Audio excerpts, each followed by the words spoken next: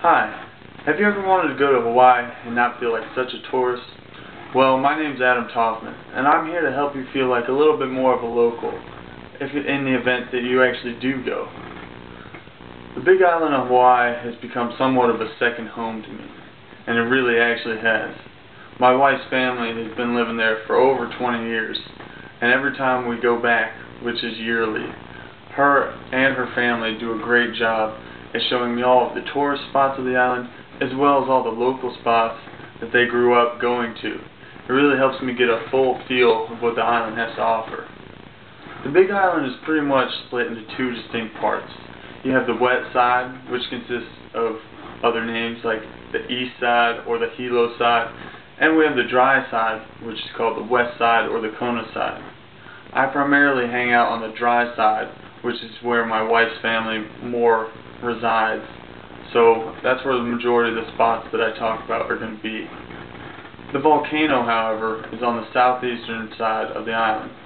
That is something that no matter who you are or where you go, you're going to hear about that if you are on Hawaii.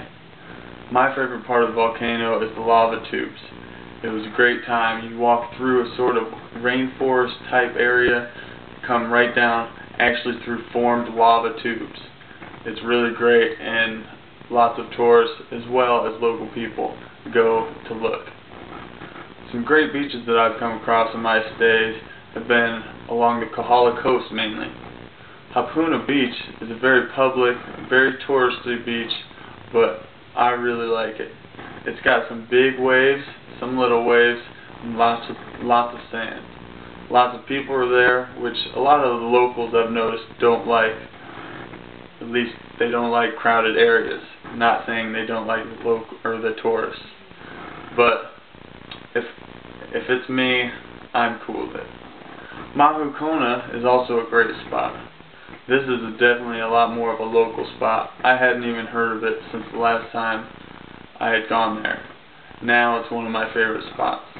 It used to be an old sugarcane railroad, and you can actually see where the railroad ends, and it seems like the land just dropped off.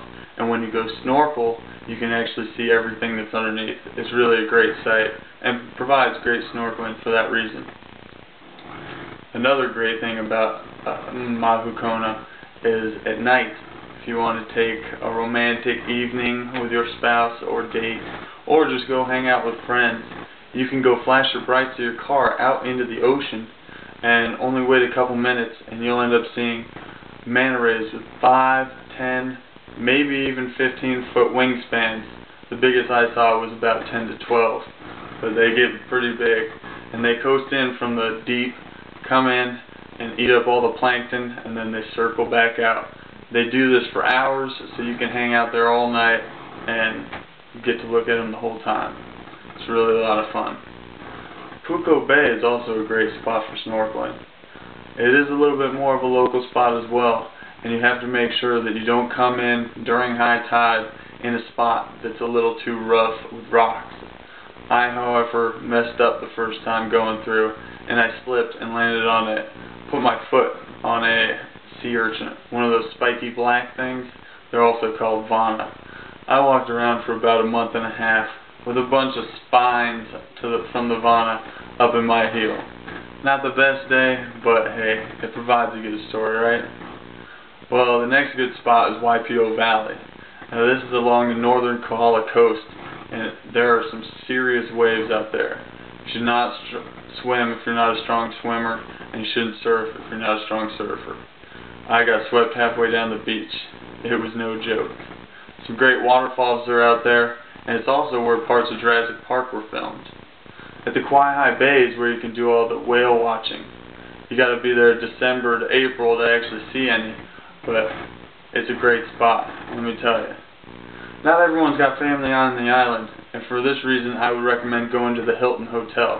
It's also on the dry side, but it has everything. It's unbelievable. It's like your own little island on your own little spot in your own little hotel. They've done a great job. Park Valley Ranch is one of the largest and oldest ranches in the United States, 150,000 acres, and it's also located in Waimea, which is more of the center northern part of the island. Well, that's all of Big Island that I've seen so far, or at least all of the great parts that I've remembered. I'll be going back, so I'll get plenty more information to put out to you at a later time. Until then, aloha.